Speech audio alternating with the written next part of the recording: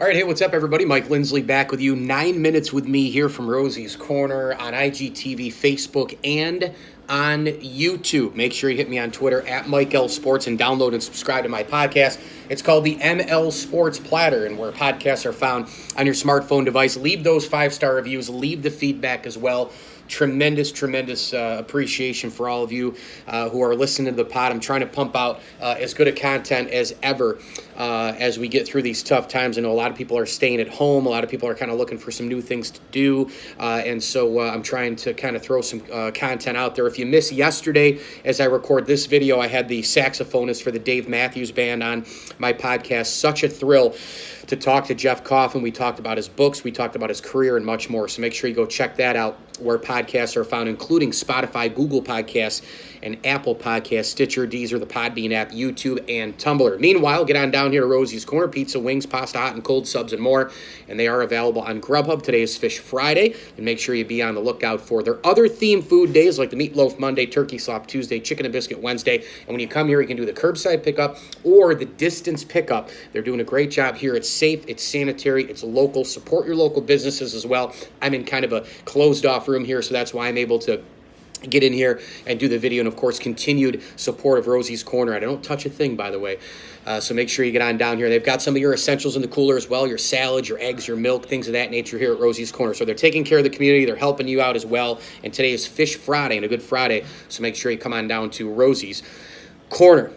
How much do I miss sports? Well, I feel like Scott Van Pelt when he was on with Barstool Sports. I think it was this week, and he had talked about how before you talk about missing sports and before you talking about saying that, sports have to come back to give us a diversion, it's what we love, it's our passion, etc. It's how we rally around together. It's something that we share together over cold beers or over, just a couple pizzas, maybe from Rosie's Corner. We share our fandom, we share everything together. Sports bring us together, and sports get us out of wretched times like this one.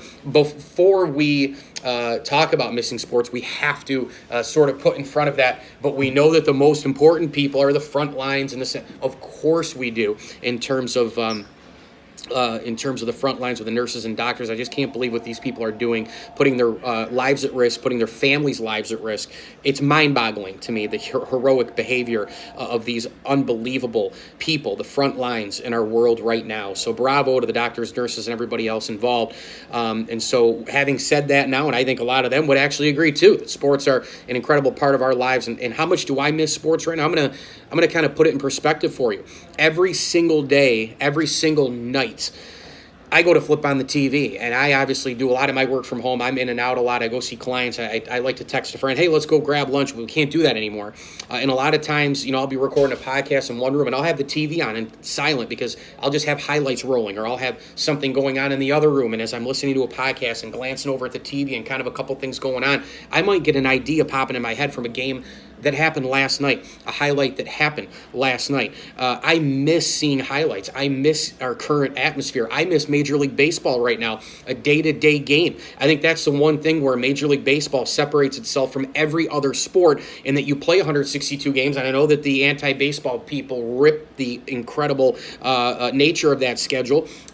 You like what you like, and that's fine, but to me, that's one of the special things about Major League Baseball. It's one of the special things about covering Major League Baseball. There is a game every single day, for the most part, for almost every single team. And when you think about that situation, that's an unbelievable uniqueness to the sport in terms of a game today, a game tomorrow. Maybe you might play 6 games in 1 week. You might not get an off day for almost 2 weeks. And so there's something going on every single day. There's a storyline. There's a different pitcher, maybe in an inning.